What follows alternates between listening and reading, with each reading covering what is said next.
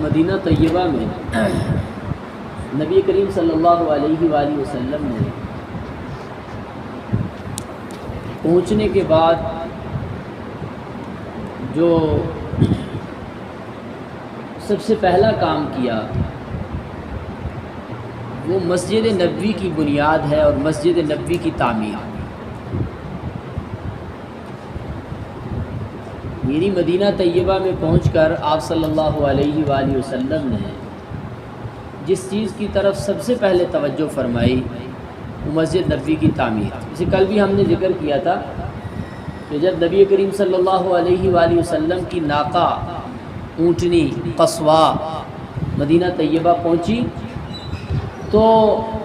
مدینہ طیبہ میں سب سے پہلے وہ جس جگہ پہ جا کے اس نے جہاں بیٹھی، جہاں رکی، اور وہاں سے پھر حضرت ابو ایوب انصاری رضی اللہ تعالیٰ عنہ کے مکان کے سامنے آئی، تو پہلے جہاں پہ وہ جا کے رکی تھی وہ ایک خالی پلاٹ تھا، اور اسی جگہ پھر بعد میں مسجد نبوی شریف کی تعمیر کی گئی، اور یہ حضرت ابو ایوب انصاری رضی اللہ تعالیٰ عنہ کے اس گھر کے بالکل قریب ہی یہ جگہ تھی۔ تو نبی کریم صلی اللہ علیہ وآلہ وسلم نے مسجد کی بنیاد رکھنے کا ارادہ فرمایا، اور یہ سب سے پہلی یعنی گویا کہ ایک آپ کی عملی سرگرمی تھی مدینہ طیبہ کے اندر۔ اس سے ہمیں سیرت کے اس پہلو سے ہمیں یہ بات معلوم ہوتی ہے کہ اسلام کے ایک آزاد معاشرے میں، ایک آزاد اسلامی ماحول میں، ایک آزاد اسلامی سوسائٹی کے لیے مسجد کی بنیاد کتنی اہم ہے، مسجد کی حیثیت کتنی اہم ہے۔ یعنی آپ صلی اللہ علیہ وآلہ وسلم سب سے پہلے جس چیز کو ترجیح دے رہے ہیں اور جس کی طرف توجہ فرما رہے ہیں وہ اللہ کے گھر مسجد کی تعمیر۔ چونکہ ابھی اس مدینہ طیبہ کا جو معاشرہ ہے، جو سوسائٹی ہے، ابھی اس کو ڈیولپ ہونا ہے، اس کو تیار ہونا ہے، اس میں ترقی آنی ہے، اور یہاں آگے چل کے بہت سارے معاہدات کا تذکرہ آ رہا ہے، مواخات مدینہ ہے، پھر آگے جو ہے میثاق مدینہ ہے، بہت ساری چیزیں ہیں، اور پھر نبی کریم صلی اللہ علیہ وآلہ وسلم کی ایک مستقل سیاسی زندگی کا گویا کہ آغاز ہو رہا ہے، ایک نظام حکومت کی، ایک ریاست کی بنیاد رکھی جا رہی ہے، اور اس میں سب سے پہلے جس چیز کو اہمیت دی جا رہی ہے وہ مسجد کا قیام۔ اس سے ہمیں یہ بات بھی سمجھنی چاہیے کہ اسلام کے سیاسی نظام میں مسجد کی ایک بنیادی حیثیت ہے، مسجد کا ایک بنیادی رول ہے۔ اسلام کے سیاسی نظام کی بنیاد اور اس کا آغاز مسجد سے ہوتا ہے۔ نبی کریم صلی اللہ علیہ وآلہ وسلم کا جتنا سیاسی نظام تھا، آپ کی جتنی سیاسی حکمت عملیاں تھیں، آپ کی جتنی سیاسی ایکٹیویٹیز تھیں، ان سب کا مرکز مدینہ طیبہ میں نبی کریم صلی اللہ علیہ وآلہ وسلم کی مسجد تھی، مسجد نبوی تھی۔ اس لیے آپ صلی اللہ علیہ وآلہ وسلم نے کوئی دستور نہیں مرتب فرمایا، پہلے کوئی قانون سازی نہیں کی گئی، کوئی سوسائٹی کو ایک سسٹم میں، ایک نظام میں لانے کے لیے کوئی ایکٹیویٹی نہیں کی گئی۔ ان تمام چیزوں سے پہلے جس چیز کی ضرورت سمجھی گئی اور جس چیز کو بنیاد بنایا گیا وہ مسجد کی تعمیر تھی، اور پھر یہ تمام کام اس کی بنیاد پہ پھر آگے بڑھائے گئے۔ تو آپ صلی اللہ علیہ وآلہ وسلم نے جگہ کا انتخاب فرمایا، وہ ایک خالی جگہ تھی، تو آپ صلی اللہ علیہ وآلہ وسلم نے پوچھا یہ جگہ کس کی ہے؟ بتایا گیا دو یتیم لڑکے ہیں، سہل اور سہیل رضی اللہ تعالیٰ عنہما، یہ ان دو لڑکوں کی ہے۔ آپ صلی اللہ علیہ وسلم نے ان کو بلایا، تو دونوں یتیم تھے اور اپنے چچا کی تربیت میں تھے۔ آپ نے فرمایا ہم نے یہ جگہ مسجد کے لیے لینی ہے، تو انہوں نے کہا یا رسول اللہ ہماری طرف سے مسجد کے لیے یہ جگہ حاضر ہے، آپ قبول فرما لیں۔ تو آپ صلی اللہ علیہ وسلم نے فرمایا نہیں، ہم نے آپ سے ہدیتاً قبول نہیں کرنی، للہ فی اللہ قبول نہیں کرنی، ہم آپ سے قیمتاً لیں گے۔ وہ ایسے ہی دینا چاہتے تھے، لیکن چونکہ وہ یتیم تھے تو آپ صلی اللہ علیہ وآلہ وسلم نے ان سے وہ جگہ ویسے نہیں لی، قیمتاً لی۔ اور روایات بتاتی ہیں کہ جب معاملہ طے پا گیا تو آپ صلی اللہ علیہ وآلہ وسلم نے حضرت ابو بکر رضی اللہ تعالیٰ عنہ کو حکم دیا کہ آپ اس کی پیمنٹ کر دیں، پیسے آپ ادا کر دیں۔ چونکہ جب مکہ سے ہجرت فرمائی تھی حضرت ابو بکر رضی اللہ تعالیٰ عنہ نے، تو اس وقت جتنا پیسہ، جتنا کچھ ان کے پاس جمع تھا وہ سب کچھ وہ ساتھ لے کر آئے، تو جہاں ضرورت پڑتی تھی وہ لگاتے جا رہے تھے، جہاں نبی کریم صلی اللہ علیہ وسلم فرماتے تھے وہ پیسہ لگاتے تھے۔ تو آپ صلی اللہ علیہ وسلم نے ان کو فرمایا کہ آپ اس کی پیمنٹ کریں، تو حضرت ابو بکر رضی اللہ تعالیٰ عنہ نے پیمنٹ کی، اور پھر یہ فیصلہ ہوا کہ اب یہاں مسجد بننی ہے، اور اس کے لیے کچی اینٹوں کا انتظام کیا گیا، اینٹیں بنائی گئی، اور ہر عمل میں رسول اللہ صلی اللہ علیہ وآلہ وسلم بنفس نفیس خود شریک تھے۔ یعنی گارا بن رہا ہے اس میں آپ ساتھ ہیں، اینٹیں تیار ہو رہی ہیں اس میں آپ ساتھ ہیں، اینٹیں لگائی جا رہی ہیں اس میں آپ صلی اللہ علیہ وآلہ وسلم ساتھ ہیں، ہر کام میں آپ صلی اللہ علیہ وآلہ وسلم خود بنفس نفیس شریک ہیں، اپنے ذاتی کردار کے ساتھ شریک ہیں۔ مسجد کی تعمیر کی گئی اور 100 گز سے یعنی مربع 100 گز لمبائی 100 گز چوڑائی سے کم تھی اس کی مقدار، اب اس میں مختلف روایات ہیں وہ کتنی، لیکن 100 سے کم تھی۔ تو اس طرح سے اس کی جو ہے وہ 3 سائڈ پہ دیواریں بنائی گئیں، ایک جو موجودہ ہمارا قبلہ ہے بیت اللہ شریف ہے اس جانب ایک دیوار تھی، اور ایک دیوار جو ہے وہ بیت اللہ شریف بیت المقدس کی طرف جو قبلے والی دیوار تھی وہ بیت المقدس کی طرف رکھی گئی، کیونکہ اس وقت قبلہ جو ہے مدینہ طیبہ میں جانے کے بعد 16 یا 17 ماہ جو ابتدا میں مسلمانوں کا قبلہ تھا وہ بیت المقدس تھا۔ تو اسلام کے ابتدا میں نبی کریم صلی اللہ علیہ وآلہ وسلم کو یہ حکم تھا کہ بیت المقدس کی طرف رخ کر کے نماز پڑھیں۔ اس کی مختلف حکمتیں تھیں۔ بیت المقدس چونکہ اس وقت جو اہل کتاب تھے ان کا بھی قبلہ تھا، یعنی یہود کا بھی قبلہ بھی بیت المقدس ہی تھا اور عیسائیوں کا قبلہ بھی بیت المقدس تھا، تو یہ بھی ایک آسمانی دین تھا۔ ابتدا میں اس کا حکم دیا گیا کہ ان کا قبلہ بھی بیت المقدس کو ہی قرار دیا، پھر بعد میں 16 یا 17 ماہ کے بعد پھر یہ حکم دیا گیا کہ آپ بیت اللہ کی طرف رخ کر کے نماز پڑھیں۔ انسانیت کا اصل جو مرکز ہے اور توحید کا اصل بڑا مرکز جو ہے وہ بیت اللہ ہے، اگرچہ بہت سارے انبیاء جو ہے وہ بیت المقدس ان کا مسکن رہا، انبیاء کی بڑی تعداد وہاں پہ آئی، وہ ان کا مرکز تھا، ان کا مسکن تھا، ان کے دعوتی سرگرمیوں کا مرکز تھا، لیکن ان اول بیت وضع للناس للذی ببکۃ مبارکا وہدی للعالمین، قرآن یہ بتاتا ہے کہ زمین پہ اللہ کی عظمتوں کی علامت اور اللہ کی توحید کا جو پہلا مرکز قائم کیا گیا وہ بیت اللہ تھا۔ اس کی تفصیل شروع میں ہم نے ذکر کی تھی بیت اللہ کی تعمیر کے حوالے سے۔ تو یوں 16 یا 17 ماہ کے بعد پھر حکم آیا کہ اب آپ جو ہے وہ بیت اللہ کی طرف رخ کر کے نماز پڑھیں، اور نبی کریم صلی اللہ علیہ وسلم کی اپنی خواہش بھی تھی، کیونکہ ابراہیمی قبلہ ملت ابراہیمیہ کا اور خاص طور ابراہیم علیہ السلام کا جو مرکز تھا حضرت اسماعیل علیہ السلام کا وہ بیت اللہ تھا، تو اس وجہ سے نبی کریم صلی اللہ علیہ وآلہ وسلم یہ چاہتے تھے کہ بیت اللہ کی طرف جو ہے وہ رخ کر کے نماز پڑھنے کا، ہماری عبادت میں وحدت کا جو مرکز ہے وہ بیت اللہ ہونا چاہیے۔ یہاں ایک بات اور بھی ذہن میں رکھیے، مسلمان بیت اللہ کی عبادت نہیں کرتے، ظاہر ہے بیت اللہ تو ایک عمارت ہے، وہ تو پتھروں کی بنی ہوئی ہے، اور پتھر کی عمارت کی عبادت کرنا اور اس کو سجدہ کرنا تو اسلام میں جائز نہیں ہے۔ اسلام میں اللہ کے علاوہ کسی کو سجدہ کرنا جائز نہیں، تو پھر بیت اللہ کی طرف ہم منہ کیوں کرتے ہیں، بیت اللہ کی طرف رخ کیوں کرتے ہیں؟ اصل میں عبادت میں تمام انسانوں کی سمت ایک ہو، ڈائریکشن ایک ہو، جہاں بھی کوئی عبادت کر رہا ہے اس کا رخ ایک طرف ہونا چاہیے، زاویہ ایک ہونا چاہیے، ایک طریقے سے عبادت ہونی چاہیے۔ تو پوری امت مسلمہ میں عبادت کے اندر وحدت قائم کرنے کے لیے، ان کا رخ ایک بنانے کے لیے بیت اللہ کو اس کا مرکز بنا دیا گیا ہے۔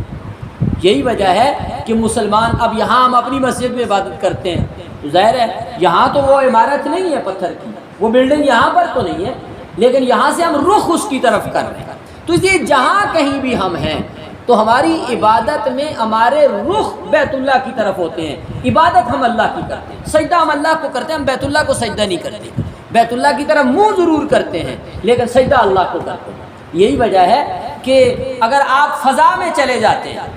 جہاز پہ آپ سفر کر رہے ہیں، ہواؤں میں اڑ رہے ہیں، ظاہر ہے وہاں تو درمیان میں قبلہ تو نہیں ہے، وہاں بیت اللہ نہیں، جہاز کا رخ ایسے زمین کی طرف ہوتا ہے کہ وہاں جہاز سے بھی آپ نے جب سجدہ کرنا ہو تو جہاز کا رخ ٹیڑھا کر دیتا کہ رخ جو ہے وہ اس بلڈنگ کی طرف ہو جائے، بیت اللہ کی قبلہ کی طرف ہو جائے، وہاں آپ نے ادھر ہی رخ کر کے نماز پڑھنی ہوتی ہے بیت اللہ کی طرف سیدھا، وہاں ڈائریکشن آ جاتی ہے کہ بیت اللہ کی ڈائریکشن اس طرف ہے، رخ اس طرف ہے، سمت اس طرف ہے، جہاز کی سکرین پہ سامنے آ رہا ہوتا ہے کہ بیت اللہ اس طرف ہے، آپ نے وہاں نماز پڑھنی ہے، انہی فضاؤں میں آپ اسی طرف منہ کر کے نماز پڑھتے ہیں، وہاں آپ کے سامنے کوئی وہ قبلہ نہیں ہوتا، وہ سمت موجود ہوتی ہے۔ اور یہی بات ہے حضرت عبداللہ ابن زبیر رضی اللہ تعالیٰ عنہ کے زمانے میں بیت اللہ شریف کی اس بلڈنگ کو، جیسے ہم نے تفصیل سے ذکر کیا تھا، شہید کر کے نئے سرے سے بنیادوں سے اس کی تعمیر کو اٹھایا گیا تھا۔ تو ظاہر ہے جب اس بلڈنگ کو گرا دیا گیا تھا، اس عمارت کو شہید کر دیا گیا تھا، وہاں کچھ بھی نہیں تھا، تو اس وقت بھی تو لوگ نماز پڑھتے تھے، تو اس وقت تو یہ بلڈنگ موجود نہیں تھی۔ تو اس لیے یہ بات ذہن میں رہنی چاہیے، مسلمان بیت اللہ کی طرف منہ کر کے نماز ضرور پڑھتے ہیں، بیت اللہ کی طرف، بیت اللہ کی عبادت نہیں کرتے، بیت اللہ کو سجدہ نہیں کرتے، سجدہ صرف اللہ کو کرتے ہیں، عبادت اللہ کی کرتے ہیں۔ تو بہرحال نبی کریم صلی اللہ علیہ وآلہ وسلم نے 16 یا 17 ماہ بیت المقدس کی طرف رخ کر کے نماز پڑھی، پھر اللہ تعالیٰ کی طرف سے حکم آیا کہ اب آپ اپنا رخ جو ہے بیت اللہ کی طرف کر لیں، مسجد حرام کی طرف کر لیں۔ اب آپ کی امت کا قبلہ مسجد حرام میں جو اللہ کا گھر ہے، بیت اللہ ہے، یہ ہے۔ تو اس لیے اب بیت اللہ جو ہے، ایک اور مسئلہ یہاں پر یہ بھی ذہن میں رکھیں، اگر کوئی آدمی مکہ مکرمہ میں ہے، مسجد حرام میں ہے، وہاں اس نے نماز پڑھنی ہے، تو وہاں تو اس کے لیے ضروری ہے کہ وہ بالکل قبلہ شریف کی طرف عین اس کا جو رخ ہے، اس کی پیشانی سے اگر کوئی ایک لائن کھینچی جائے تو وہ سیدھی بیت اللہ شریف کے اوپر جانی چاہیے، یہ ضروری ہے۔ لیکن باقی آپ کہیں بھی دنیا میں نماز پڑھ رہے ہیں، وہاں آپ کے سامنے بیت اللہ کی بلڈنگ نہیں ہے، تو وہاں بیت اللہ کا اس کی سمت کی طرف رخ کرنا ضروری ہے۔ بالکل ایسے نہیں ہے کہ یہاں سے بھی ہماری پیشانی سے اگر ایک لائن کھینچو تو سیدھی بیت اللہ کے اوپر جانی چاہیے، بلکہ اس میں جو ہے وسعت ہے، گنجائش ہے۔ اگرچہ ہونا تو یہی چاہیے کہ آلات موجود ہیں اور جو ہے وہ ریاضی اور جیومیٹری کے ایسے قواعد موجود ہیں، ان کے ذریعے سے وہ ایک مخصوص جو سمت ہے، عین جو بیت اللہ شریف کا رخ ہے، وہ بھی نکالا جا سکتا ہے۔ لہذا مساجد بنانے میں اس کا خیال رکھا جاتا ہے، لیکن اگر کہیں تھوڑا سا دائیں بائیں بھی ہو جائے تو اس میں بھی وسعت موجود ہے، اس میں گنجائش موجود ہے، پھر بھی نماز ہو جاتی ہے۔ تو بہرحال اس میں اپنی تفصیل ہے، مسائل جو فقہی ہیں ان کی تفصیلات میں ہم اس وقت نہیں جاتے، لیکن ایک میں نے اشارہ کر دیا کہ بیت اللہ شریف کے اندر آپ ہیں، مسجد حرام میں، تو پھر تو آپ کا رخ بالکل قبلہ کے اوپر ہونا چاہیے۔ باقی باہر آپ کسی جگہ دنیا میں پڑھ رہے ہیں تو پھر سمت ہے بیت اللہ شریف، اس سمت میں آپ منہ کر کے نماز پڑھیں تو آپ کی نماز ہو جاتی ہے۔ بیت اللہ کے دائیں بائیں دونوں جانب 45 ڈگری جو ہے وہ گنجائش موجود ہے، وسعت موجود ہے، نماز ہو جاتی ہے۔ اور اگر کسی نے اس کے دائیں بائیں تھوڑا سا وہ ہو بھی جائے نماز میں، کسی جگہ نماز پڑھی اور پھر پتہ چلا کہ نہیں جی تھوڑا سا ٹیڑھا تھا، تو نماز ہو جاتی ہے، نماز کا کوئی مسئلہ نہیں ہوتا۔ تو بہرحال نبی کریم صلی اللہ علیہ وآلہ وسلم نے مسجد نبوی کی ابتدا میں جو تعمیر کی، اس میں جو اس کے قبلے کی سمت تھی وہ مسجد اقصیٰ کی طرف تھی، بیت المقدس کی طرف تھی، فلسطین کی طرف۔ پھر بعد میں 16-17 ماہ کے بعد جب حکم تبدیل ہوا تو پھر دوبارہ اس کے جو رخ ہے اس کو تبدیل کر لیا گیا۔ تو یوں بہرحال مسجد نبوی شریف کی تعمیر ہوئی۔ دیوار جو تھی وہ انسان کے جو قد ہے 6 فٹ اس کے لگ بھگ جو ہے وہ اس کی دیواریں تھیں، قد سے کچھ اوپر تھی، اور 3 دروازے اس کے رکھے گئے تھے۔ ایک دروازہ رسول اللہ صلی اللہ علیہ وآلہ وسلم جہاں سے آتے جاتے تھے وہ رکھا گیا تھا، جس کو آپ باب جبریل کہتے ہیں، اور ایک دروازہ جو ہے وہ جس کو آپ باب رحمت کہتے ہیں، اس وقت بھی یہ دروازہ موجود تھا۔ اور اسی طرح جو ہے 3 دروازے جو ہے اس وقت بنائے گئے تھے نبی کریم صلی اللہ علیہ وآلہ وسلم کے زمانے میں جب مسجد نبوی تعمیر کی گئی تھی۔ اور چھت اس کی اتنی اونچی تھی کہ اگر آپ ہاتھ اوپر کریں تو چھت کے ساتھ ٹچ ہوتی تھی، جو اس کا اندر کا حصہ تھا، جو ہال تھا، اور نیچے کھجوروں کے پلر تھے اور اوپر کھجوروں کے پتوں کی جو ہے وہ چھت تھی، اور وہ چھت اتنی ایسی تھی کہ اگر بارش ہوتی تھی تو پانی بیچ میں ٹپکتا تھا، اتنی کوئی مضبوط چھت نہیں بنی تھی۔ لیکن اس سادگی کے شاہکار کے ساتھ یہ نبی کریم صلی اللہ علیہ وآلہ وسلم نے جس ریاست مدینہ کی بنیاد رکھی تھی، جس اسلامی سلطنت کی بنیاد رکھی تھی، یہ اس کا مرکز تھا۔ اور وفود آتے تھے تو یہیں پہ آتے تھے، لشکر جاتے تھے تو یہیں سے جاتے تھے، مذاکرات دنیا کے اقوام کے ساتھ ہو رہے تھے تو یہیں سے ہو رہے تھے، دنیا کی اقوام کے ساتھ خط و کتابت ہو رہی تھی تو اسی مسجد سے ہو رہی تھی، دعوتی پیغام جا رہے تھے تو یہیں سے جا رہے تھے، ٹریننگز ہو رہی تھی تو یہیں پہ ہو رہی تھی، اور مختلف زبانوں کو سیکھنے کے حوالے سے مشاورت چل رہی تھی دنیا کی مختلف اقوام تک رسائی کے لیے سوچا جا رہا تھا تو وہ اسی مسجد میں بیٹھ کے سوچا جا رہا تھا، اور قرآن و سنت کے علوم کو پھیلانے کے لیے کوششیں ہو رہی تھیں، مدرسہ کی بنیاد رکھی جا رہی تھی تو وہ بھی اسی میں رکھی جا رہی تھی۔ تو گویا ایک اسلامی جو سوسائٹی تھی اس کا مرکز یہ ایک سادگی کا شاہکار یہ مسجد نبوی تھی، جو نبی کریم صلی اللہ علیہ وآلہ وسلم نے مدینہ طیبہ میں جانے کے بعد جس کی بنیاد رکھی۔ یہ اسی حیت کے ساتھ یہ مسجد رہی، اور بعد میں ایسے ہوا کہ حضرت ابو بکر رضی اللہ تعالیٰ عنہ کے زمانے میں بھی اسی طرح رہی، اور پھر بعد میں کچھ عرصے کے بعد سن 7 ہجری میں نبی کریم صلی اللہ علیہ وسلم نے مسجد کی کچھ توسیع فرمائی، اور وہ توسیع اس طرح ہوئی کہ آپ صلی اللہ علیہ وسلم نے دیکھا کہ اب لوگوں کی آمد زیادہ ہو گئی ہے، مجمع زیادہ ہوتا ہے، آنے والے زیادہ ہوتے ہیں، مہمان زیادہ ہوتے ہیں، تو مسجد کو کچھ وسیع کرنا چاہیے۔ اس کے لیے مسجد کے ساتھ ہی جو ہے وہ ایک باغ تھا، ایک غریب صحابی تھے ان کا تھا، تو آپ صلی اللہ علیہ وسلم نے اعلان فرمایا کہ اگر کوئی یہ باغ مسجد کے لیے وقف کر دے تو میں اس کو اس کے بدلے میں جنت میں ایک گھر کی ایک محل کی ضمانت دیتا ہوں، مجھ سے اس کے بدلے میں جنت کا محل خرید لے، جنت کے محل کے بدلے میں یہ باغ ہمیں مسجد کے لیے دے دے۔ تو حضرت عثمان رضی اللہ تعالیٰ عنہ گئے اور انہوں نے جا کے وہ باغ خریدا، اور خرید کے آئے اور آ کے عرض کیا یا رسول اللہ اب وہ جنت کے باغ کا سودا میرے ساتھ کریں، یہ باغ اب میرا ہو گیا ہے اور میں مسجد کے لیے دینا چاہتا ہوں، تو یہ باغ مجھ سے لے لیں اور اس کے بدلے میں میرے لیے جنت کے جو محل ہے اس کا سودا میرے ساتھ وہ کر لیں۔ تو آپ صلی اللہ علیہ وسلم نے حضرت عثمان رضی اللہ تعالیٰ عنہ کو اس مسجد کی توسیع کی جو ایک حصہ تھا زمین کا خرید کے دینے پہ جنت کی بشارت ارشاد فرمائی۔ بہرحال یہ سلسلہ چلتا رہا، بعد میں حضرت عثمان رضی اللہ تعالیٰ عنہ کے زمانے میں، حضرت عمر رضی اللہ تعالیٰ عنہ کے زمانے میں بھی کچھ وسعت ہوئی مسجد نبوی میں، حضرت ابو بکر رضی اللہ تعالیٰ عنہ کے زمانے میں اتنی رہی، حضرت عمر رضی اللہ تعالیٰ عنہ کے زمانے میں کچھ اس کو وسیع کیا گیا، لیکن اس کا جو اصل ڈھانچہ تھا جو نبی کریم صلی اللہ علیہ وسلم کے زمانے کی تعمیر تھی وہ اسی طرح رہی۔ پھر حضرت عثمان رضی اللہ تعالیٰ عنہ کا جب دور خلافت آیا تو انہوں نے اس ڈھانچے کو تبدیل کیا، وہ تبدیل کر کے انہوں نے جگہ تو وہی رہی لیکن انہوں نے خوبصورت پکی اینٹیں لگا کے اور نقش و نگار والی خوبصورت مسجد تعمیر، اس میں صحابہ کرام بڑے غمزدہ ہوئے، پریشان ہوئے کہ جو مسجد نبوی کے ساتھ پرانا جو ایک ڈھانچہ تھا وہ جو کھجور کے چھال والی تھی، چونکہ اس وقت تو اسلام کو بڑی وسعتیں مل گئی تھی، مال و اسباب کی بھی فراوانی ہو گئی تھی اور غنائم بھی دنیا سے آ رہے تھے، پیسہ بھی ہو گیا تھا، اب جن لوگوں کے پاس کھانے کے لیے نہیں تھا اب وہ ریشم کے جو ہے وہ رومالوں کے ساتھ ناک صاف کر رہے تھے، تو بڑی وسعت آ گئی تھی اور صحابہ کرام کے گھروں میں بھی وسعت آ گئی تھی، لیکن مسجد نبوی کی تعمیر سادہ تھی، اس میں کوئی تبدیلی نہیں کی گئی تھی اور لوگوں کے دل اس کے ساتھ جڑے ہوئے تھے۔ تو جب حضرت عثمان رضی اللہ تعالیٰ نے اس کو شہید کرنے کا ارادہ کیا تو بڑی تشویش پیدا ہوا، بڑا اضطراب پیدا ہوا کہ یہ نہیں تبدیل ہونا چاہیے، اس کو اسی طرح رہنے دیں۔ گھر پکے ہو گئے ہیں، عمارتیں بن گئی ہیں، تبدیلی آ گئی ہے مدینہ طیبہ کی معاشرتی زندگی میں، لیکن مسجد نبوی اسی طرح ہی ہے، وہ نبوی دور کے اندر ہی وہ رہ رہے ہیں مسجد میں، وہی نبی علیہ الصلوۃ والسلام کے زمانے کا ممبر ہے، وہی محراب ہے، وہی چھت ہے، وہی سٹائل ہے، وہی کچی زمین ہے۔ تو صحابہ چاہتے تھے یہ اسی طرح رہے تاکہ مسجد میں جب ہم آئیں تو ہم اپنے آپ کو اسی ماحول میں محسوس کریں جو رسول اللہ صلی اللہ علیہ وسلم کے زمانے میں۔ لیکن حضرت عثمان رضی اللہ تعالیٰ نے فرمایا کہ دیکھیں اللہ تعالیٰ کا، اللہ کے حبیب صلی اللہ علیہ وآلہ وسلم کا یہ ارشاد ہے، من بنا للہ مسجدا بنى اللہ لہ بیتا فی الجنہ، جو اللہ کے لیے مسجد بناتا ہے تو اللہ تعالیٰ اس کے لیے جنت میں گھر بناتے ہیں۔ تو لہذا میں مسجد بنا رہا ہوں اللہ کے لیے اور یہ گھر میں تعمیر کروں گا، اس میں کوئی رکاوٹ نہیں۔ تو لہذا حضرت عثمان رضی اللہ تعالیٰ عنہ نے اس پہلی تعمیر کو شہید کر کے نئی بنیادوں پہ خوبصورت جو ہے وہ مضبوط بنیادوں پہ پکے چھتوں والی پکی اینٹوں والی مسجد جو ہے نبی کریم صلی اللہ علیہ وسلم کے زمانے کی جو ہے اس کو گرا کے دوسری مسجد تعمیر فرمائی۔ تو بہرحال پھر توسیع کا سلسلہ چلتا رہا اور آج تک چل رہا ہے۔ لیکن حضرت عثمان رضی اللہ تعالیٰ عنہ کے زمانے تک ایک اہم چیز یہ ہے کہ نبی کریم صلی اللہ علیہ وآلہ وسلم نے مسجد نبوی کی تعمیر کے بعد اگلا کام یہ کیا تھا کہ آپ صلی اللہ علیہ وسلم نے اپنے لیے مسجد نبوی کے ساتھ گھر تعمیر کروائے، 2 گھر آپ صلی اللہ علیہ وسلم نے 2 حجرے بنوائے۔ اس وقت چونکہ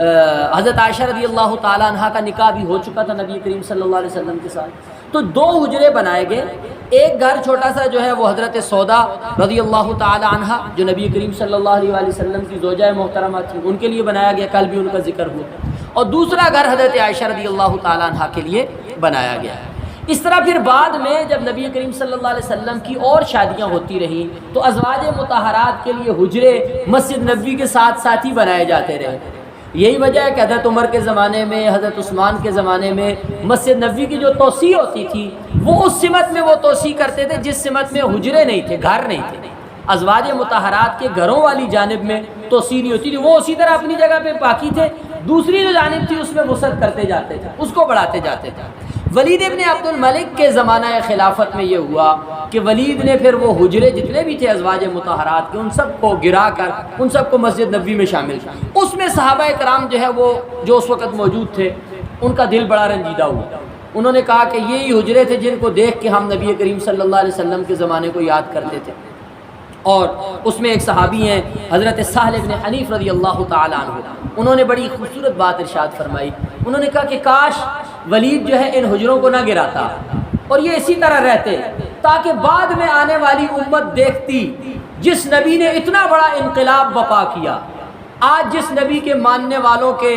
پاؤں تلے کیسر و کسرا کے محلات روندے گئے ہیں، روم جن کے قدموں کے نیچے ہے، دنیا کی سپر پاور طاقتیں ٹوٹ کے جن کے قدموں میں آ گئی ہیں، پوری دنیا کے خزانے جن کے قدموں میں آ گئے ہیں، اس نبی کے گھر کتنے سادہ تھے، اس نبی کا رہن سہن کتنا سادہ تھا، اس نبی کے گھر میں کتنی جو ہے وہ سادگی تھی اور کتنی جو ہے وہ خستہ حالی تھی۔ کاش یہ گھر نہ گرتے، آنے والی امت اپنی آنکھوں سے دیکھتی کہ ان کے نبی کی زندگی کتنی سادگی والی زندگی تھی۔ لیکن اب یہ گر گئے ہیں کہ امت کے سامنے جو ایک نقشہ آنا چاہیے تھا کہ امت اپنی آنکھوں سے اس کو دیکھتی، امت نہیں دیکھ سکتی، لیکن کتابوں میں موجود ہے۔ لکھنے پڑھنے سے ہمیں بات معلوم ہو سکتی ہے کہ اتنی عظیم سلطنت کی رہبری کے باوجود حجاز پورا کا پورا آپ صلی اللہ علیہ وآلہ وسلم کے زمانے میں وہ اسلام میں آ چکا تھا، اسلامی سلطنت ایک بڑی سلطنت بن چکی تھی، لیکن نبی کریم صلی اللہ علیہ وآلہ وسلم کی اپنی جو طرز زندگی تھا، جو آپ کا اپنا طرز معاشرت تھا، وہی سادہ تھا، وہی کھجور کے پتوں والے درخت تھے، وہی جو ہے وہ کھجور کے پتوں کی چٹائی تھی، اور وہی کھجور کی پتوں کی جو ہے وہ چھلکوں کے بنا ہوا سرہانہ تھا، اور وہی جو ہے وہ خستہ حال گھر تھا، وہ چھوٹے چھوٹے حجرے تھے جن کے چھت جو ہے وہ سر کے ساتھ ٹچ ہوتی تھی، اور جن کے دائیں بائیں جو ہے وہ اتنی بڑی گنجائش نہیں ہوتی تھی کہ کمرے میں 2 چارپائیاں لگ سکیں، بلکہ اتنی گنجائش ہوتی تھی کہ ایک آدمی سویا ہوا ہوتا ہے تو دوسرے کے لیے نماز پڑھنا مشکل ہوتی ہے، اتنی جگہ تھی اس کمرے میں۔ اس کمرے میں آپ صلی اللہ علیہ وآلہ وسلم رہتے تھے، اور آپ صلی اللہ علیہ وآلہ وسلم سلطنت مدینہ کے رہبر تھے، سلطنت مدینہ کے والی تھے۔ اسلام میں جو سلطنت مدینہ کا تصور ہے وہ اس طرح سے سامنے میں آتا ہے۔ تو بہرحال نبی کریم صلی اللہ علیہ وآلہ وسلم نے جو مسجد نبوی کی تعمیر فرمائی اور پھر یہ سلسلہ آگے چلتا رہا، اس کے بعد ایک اہم مرحلہ مسجد نبوی کی تعمیر کے تقریباً 5 مہینے کے بعد، مدینہ طیبہ میں تشریف لانے کے 5 ماہ بعد آپ صلی اللہ علیہ وآلہ وسلم نے ایک انقلابی جو ہے اقدام کیا مدینہ طیبہ کی سوسائٹی میں۔ جو اسلام میں ایک خوبصورت معاشرتی نظام ہے، جو اسلام کا ایک خوبصورت سوسائٹی کو مضبوط رکھنے کا ایک جو سسٹم ہے، ایک بڑی خوبصورت چیز ہے۔ آپ صلی اللہ علیہ وآلہ وسلم جب مدینہ طیبہ تشریف لائے، جیسے ہم نے پہلے ذکر کیا کہ جو مکہ سے آئے تھے سب کچھ وہیں رہ گیا تھا، جب بچے چھین لیے گئے تھے، بیویاں چھین لی گئی تھی، مال اسباب گھر تو سب کچھ وہیں رہ گیا، کچھ بھی نہیں تھا، خالی ہاتھ آئے تھے۔ اب یہ ہوا کہ رسول اللہ صلی اللہ علیہ وآلہ وسلم نے یہاں پہ کچھ انصار اور کچھ مہاجرین جو مکہ مکرمہ سے آئے تھے وہ، اور کچھ مدینہ طیبہ، تقریباً 45 لوگ، 45 مکہ والے، 45 مدینہ والے، ان کے درمیان ان کا آپس میں آپ صلی اللہ علیہ وآلہ وسلم نے ایک بھائی چارہ کروایا۔ اس کو کہا جاتا ہے مواخات مدینہ، مدینہ کا بھائی چارہ، یعنی مدینہ میں اس کو ہم ایک خوبصورت انداز میں ہم اس کو دیکھ سکتے ہیں، اور یہ سیرت طیبہ کا بہت اہم پہلو ہے کہ جو سلطنت مدینہ ہے اس کے جو باسی ہیں، اس کے جو رہنے والے ہیں، اس کے اندر جو لوگ ہیں، اس کی جو عوام ہے، ان کا آپس میں ریلیشن کیا ہے، تو مواخات مدینہ ہمیں اس کی دعوت ہے، بھائی چارہ۔ اور وہ بھائی چارہ کیا تھا؟ یعنی ابتدا میں تو اس میں بہت قرب تھا، اتنا قرب تھا کہ وراثت میں وہ سب لوگ ایک دوسرے کے ساتھ شریک تھے۔ نبی کریم صلی اللہ علیہ وسلم نے خوبصورت ماحول بنایا تھا، 45 لوگوں کو 45 لوگوں کا بھائی بنا دیا، آپ ان لوگوں کے ذمہ دار ہیں۔ اور پھر اس میں ہوا یہ کہ جو مدینہ والے تھے مدینہ والے جو تھے، السلام علیکم، ابھی بھائی میں مسجد اگر درس پہ دینا نا فارغ ہو کے آ جائیں، ہمارے آج مہمان آ رہے ہیں کچھ، اصل میں وہ بار بار وہ گیسٹ ہاؤس سے کالیں کر رہے ہیں، میں نے کہا ان کو بتا دوں۔ تو اب یہ جو مدینہ طیبہ کی سوسائٹی ہے، یہ ابتدا میں ڈیولپ کیسے ہوئی، سٹارٹ کہاں سے ہو رہی ہے، آپ ذرا اس کا اندازہ لیں۔ ہم جس سوسائٹی کو بنا رہے ہیں ہمارا طریقہ کار کیا ہے، اور مدینہ کی جو ریاست ہے اس کا طریقہ کار کیا ہے۔ ابتدا میں نبی کریم صلی اللہ علیہ وسلم سوسائٹی کے افراد کو آپس میں جوڑ رہے ہیں، ایسے جوڑ رہے ہیں کہ دو کے ہاتھ پکڑ کے کہا کہ تم دونوں ایک دوسرے کے بھائی ہو، اور بھائی رشتہ دار نہیں ہیں آپس میں، ایک مکہ سے آیا ہے ایک مدینہ کا ہے، ایک کا خاندان اور ہے دوسرے کا خاندان، قومیں علیحدہ ہیں، قبیلے علیحدہ ہیں، نسلیں علیحدہ ہیں، اور وطن علیحدہ ہے، اور آپ نے دونوں کو جوڑا، اور ایسے جوڑا کہ اب آپ نے فرمایا کہ تمہارے مال میں، اسباب میں، ہر چیز میں یہ شریک ہے، ان کو اپنے ساتھ بالکل جوڑ لینا ہے۔ اب انہوں نے کیا کیا، انہوں نے کہا جی کہ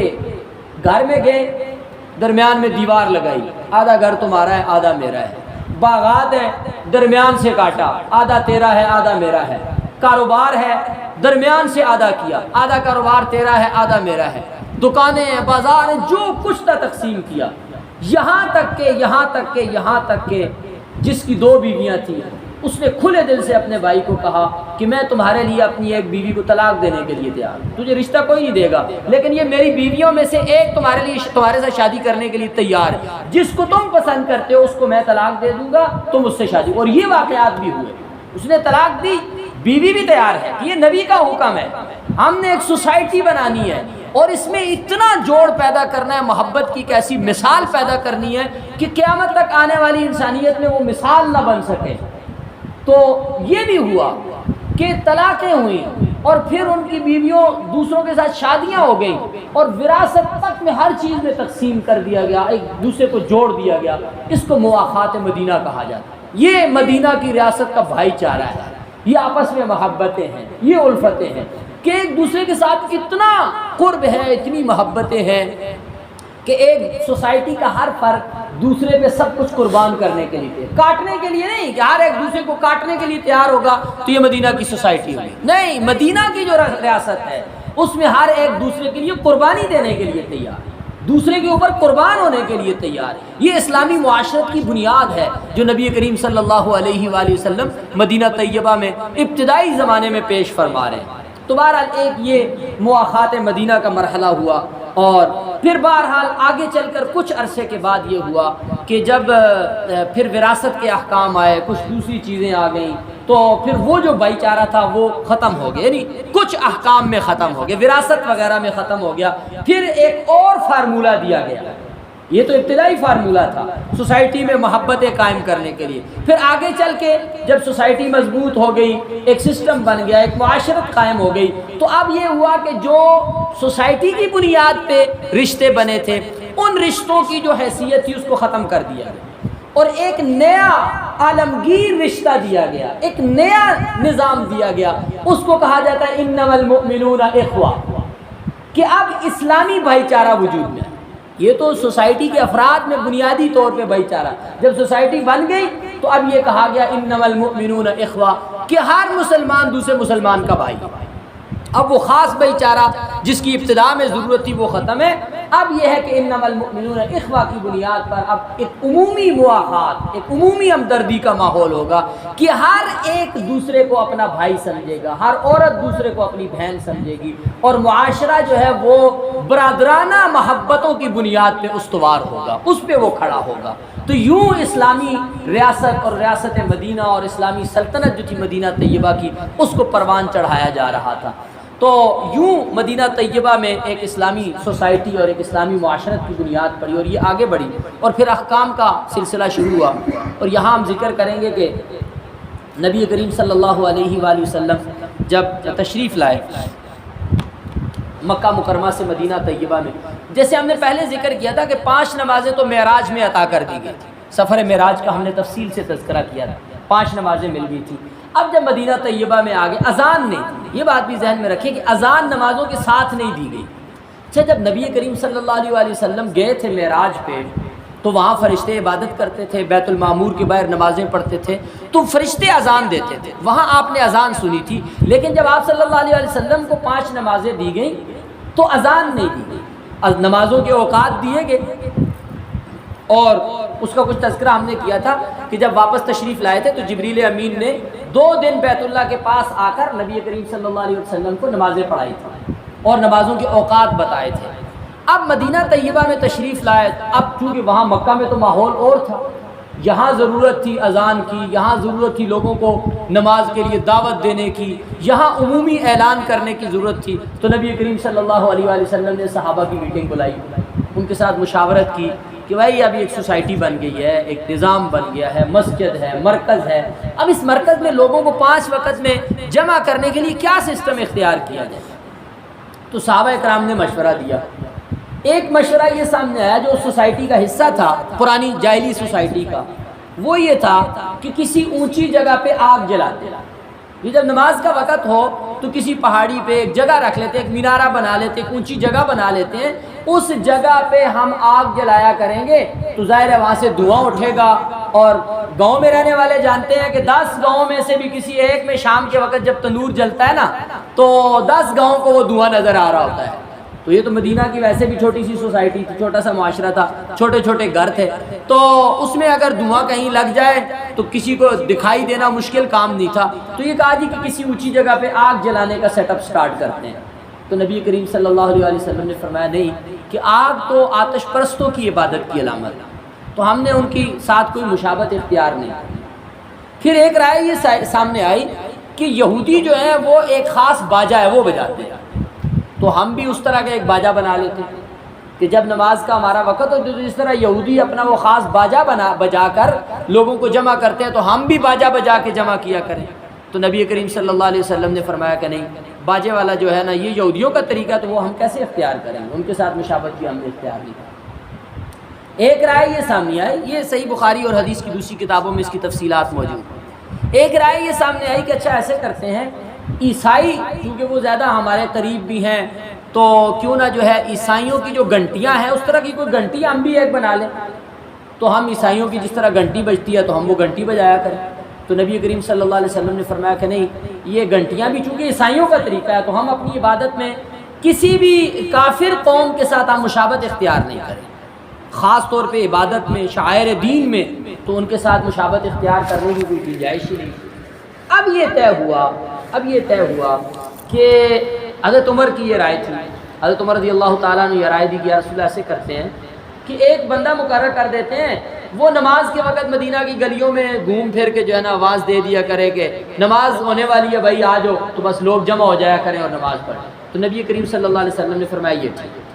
اب اس کے لیے حضرت بلال کا انتخاب ہوا کہ آپ نے نماز، چونکہ ان کی آواز بہت اونچی تھی، حضرت بلال رضی اللہ تعالیٰ عنہ کی آواز بہت اونچی تھی، حدیث کی کتابوں میں اس کا ذکر موجود ہے۔ تو حضرت بلال رضی اللہ تعالیٰ عنہ کو کہا گیا کہ جب نماز کا وقت ہوگا تو آپ نے اعلان کرنا ہوگا الصلاۃ جامعہ، نماز ہونے والی ہے، تو بس لوگ جمع ہو جائیں گے۔ اب کچھ صحابہ جو ہے نا ان کے دل میں ایک وہ تھی، بعض کوئی ضرورت ہوتی ہے کسی چیز کی، کچھ لوگ ایسے ہوتے ہیں کہ مسئلہ کسی درجے میں حل بھی ہو جائے نا وہ اپنی جگہ پہ سوچتے ہی رہتے ہیں کہ نہیں کوئی اچھا حل ہونا چاہیے، کوئی زیادہ بہتر طریقہ ہونا چاہیے۔ تو کچھ صحابہ کے دلوں میں یہ چیز ایسے تھی کہ اس سے زیادہ خوبصورت کچھ ہونا چاہیے۔ عبداللہ ابن زید ابن عبد ربہ، یہ ایک صحابی رضی اللہ تعالیٰ، یہ بھی اس طرح کا مزاج تھا، یہ ہر وقت اس میں تھے کوئی نیا ہونا چاہیے، اس سے مزہ نہیں آ رہا۔ تو اب رات کو وہ سوئے ہیں، خواب میں دیکھتے ہیں کہ ایک فرشتہ جا رہا ہے، یعنی ایک بندہ جا رہا ہے، سبز لباس اس نے پہنا ہوا ہے، اور اس کے ہاتھ میں نا وہ عیسائیوں والی گھنٹی ہے، وہ لے کے جا رہا ہے۔ تو اس نے کہا وہ بھائی ٹھہرو، کدھر جا رہے ہو؟ تو اس نے کہا کہ کہیں بھی نہیں، کیوں، کیا مسئلہ ہے؟ اس نے کہا یہ گھنٹی جو آپ کے پاس ہے یہ بیچتے نہیں ہو؟ اس نے کہا نہیں بیچ تو دوں گا، لیکن آپ کیا کریں گے؟ تو انہوں نے کہا کہ اصل میں ہماری نماز کا بڑا مسئلہ بنا ہوا ہے، تو میں چاہتا ہوں کہ یہ آپ ہمیں دے دیں، خواب میں وہ دیکھ رہے ہیں، میں چاہتا ہوں یہ آپ ہمیں دے دیں تو ہم نماز کے وقت اس کو بجا کے اپنے لوگوں کو نماز کے لیے جمع کیا کریں گے۔ تو اس نے کہا کہ میں آپ کو ایک اس سے زیادہ اچھی چیز نہ بتاؤں؟ اس نے کہا اس سے زیادہ اچھی کیا چیز ہے؟ اس نے کہا جب آپ کی نماز کا وقت ہو نا تو آپ یہ کہا کریں اللہ اکبر اللہ اکبر اللہ اکبر اللہ اکبر اشہد ان لا الہ الا اللہ اشہد ان لا الہ، پوری اذان اس نے دیکھ کے سنائی۔ پھر اس نے کہا کہ جب تم نے نماز لوگ جمع ہو جائیں پھر دوبارہ یہ کہا کرو، پھر اقامت کہہ کے اس نے سنائی، اور یہ انہوں نے دیکھا تو ان کی آنکھ کھل گئی۔ جب آنکھ کھلی تو دیکھا یہ تو خواب تھا، تو اب جو ہے وہ انتظار ہے کہ فجر ہو تو میں مسجد میں پہنچوں۔ اب فجر ہوئی تو مسجد میں پہنچے، رسول اللہ صلی اللہ علیہ وآلہ وسلم کے پاس پہنچے، اور آپ صلی اللہ علیہ وسلم کا معمول تھا کہ نماز فجر کی نماز کے بعد آپ صلی اللہ علیہ وسلم بیٹھ جاتے تھے، اور ویسے بھی آپ مسجد میں صحابہ کرام کے لیے موجود ہوتے تھے، اور فجر کی نماز کے بعد آپ خواب سنا کرتے تھے۔ کسی نے کوئی خواب دیکھا ہو تو فجر کے بعد وہ اپنا خواب بیان کرتا تھا، اور نبی کریم صلی اللہ علیہ وسلم اس کی تعبیر ارشاد فرماتے تھے۔ یہ آپ کا عام معمول ہوتا تھا۔ اب یہ روایات سے معلوم ہوتا ہے کہ یہ جلدی آئے، اور بعض روایات میں یہ بھی ہے کہ نماز کے بعد انہوں نے خواب سنایا۔ بہرحال یہ آئے اور انہوں نے آ کے رسول اللہ صلی اللہ علیہ وسلم کو اپنا خواب سنایا، اور چونکہ اذان تو آپ صلی اللہ علیہ وسلم آسمانوں پہ معراج پہ سن کے آئے تھے، لیکن اس کا حکم نہیں دیا گیا تھا۔ جب آپ صلی اللہ علیہ وسلم نے یہ کلمات سنے نا تو آپ نے فرمایا یہ تو فرشتہ ہے، اور ان ھذا لرؤیا حق، یہ تو سچا خواب ہے، یہ تو اللہ کی طرف سے ہے۔ اور پھر آپ نے فرمایا کہ بلال کو بلاؤ۔ بلال آئے، آپ نے فرمایا کہ بلال کی آواز اونچی ہے تو یہ کلمات تم بلال کو سکھا دو، اور بلال کو کہا کہ اذان کے لیے تم یہ کلمات۔ تو جب انہوں نے حضرت بلال کو سکھائے اور حضرت بلال نے اونچی آواز سے یہ کلمات کہے، تو حضرت عمر اپنے گھر میں تھے، انہوں نے جب سنے تو انہوں نے دوڑ لگا دی مسجد کی طرف، دوڑے دوڑے آئے، یا رسول اللہ آج رات میں نے بھی یہی خواب دیکھا ہے، یہی آج رات کو میں نے بھی دیکھا، ایسے ہی سیم یہی معاملہ پیش آیا۔ تو نبی کریم صلی اللہ علیہ وسلم نے فرمایا کہ الحمدللہ اللہ کی طرف سے یہ چیز ہے۔ تو یوں پھر آپ صلی اللہ علیہ وسلم نے اذان کا سلسلہ مشروع فرما دیا، اذان مشروع۔ اچھا، اس میں بہت ساری حکمتیں ہیں کہ خود رسول اللہ صلی اللہ علیہ وسلم نے کیوں نہیں اذان دی، اللہ تعالیٰ نے باقی احکام کی طرح اذان کو کیوں نہیں بھیج دیا، جس طرح نماز دے دی تھی اذان بھی اسی طرح دے دیتے۔ اس میں علماء نے بہت ساری حکمتیں بیان کی، ایک چیز صرف میں یہاں ذکر کرتا ہوں، بہت ساری یہاں باتیں ہیں، ہم اس کو تفصیل میں نہیں جائیں گے پھر بات لمبی ہو جائے گی۔ ایک چیز میں ذکر کرتا ہوں، اذان جو ہے نا، اذان اصل میں یہ دین اسلام کی ایک بہت بڑی دعوت، ایک بہت بڑی دعوت۔ چنانچہ جب اذان کے بعد ہم دعا پڑھتے ہیں، اذان کی جو دعا نبی کریم صلی اللہ علیہ وسلم نے، اللہم رب ھذہ الدعوۃ التامہ، یا اللہ اس پوری دعوت کے رب۔ اذان کو دعوت تامہ کہا گیا، دعوت اللہ کی عظمتوں کی، اس کی کبریائی کی، اسلام کی دعوت کا اگر آپ اجمالی نقشہ کھینچے نا، اسلام کی جو ابتدائی، یعنی آپ کے اسلام کی دعوت کیا ہے، تو اسلام کی دعوت ہے توحید، رسالت اور بھلائی۔ تو اذان میں یہ تینوں چیزیں موجود ہیں، توحید بھی ہے، رسالت بھی ہے، اور انسانیت کی خیر خواہی اور بھلائی کا پیغام بھی، حی علی الفلاح، آؤ کامیابی کی طرف، آؤ بھلائی کی طرف۔ تو اسلام کی دعوت کے بنیادی نقطے یہ تین ہی ہیں، توحید، رسالت، قیامت بھی اس میں شامل ہے۔ لیکن اگر ہم ابتدا میں کسی کے سامنے اسلام کی بات رکھتے ہیں تو اس کو اللہ کی وحدانیت کے بعد نبی کریم صلی اللہ علیہ وسلم کی رسالت کی دعوت ہے، اور پھر یہی بتایا جائے گا کہ اسلام میں جو خیر خواہی ہے، اسلام میں جو بھلائی ہے، اسلام میں جو اللہ کی طرف سے ہدایت اور فلاح کی چیزیں ہیں، وہ دنیا میں اور کہیں نہیں ہے۔ تو یہ ایک بڑی دعوت ہے، اور چونکہ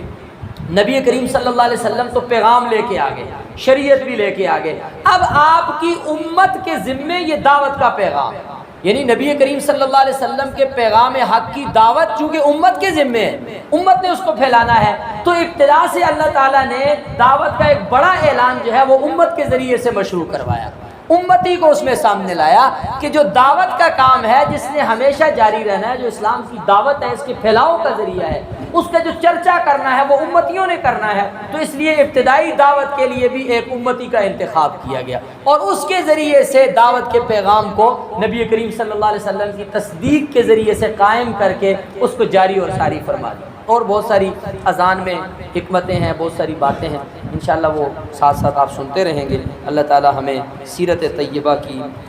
جو یہ خوبصورتیاں ہیں، اس کی جو وسعتیں ہیں، ان کو سمجھنے اور ان سے جو ہے وہ سبق حاصل کرنے کی اللہ ہمیں توفیق عطا فرمائے۔ سبحانک اللہم وبحمدک، نشہد ان لا الہ الا انت، نستغفرک ونتوب الیک۔ ایک آپ حضرات کے لیے، آپ دوستوں کے لیے خصوصی اعلان ہے، اعلان نہیں ہے، خصوصی درخواست خصوصی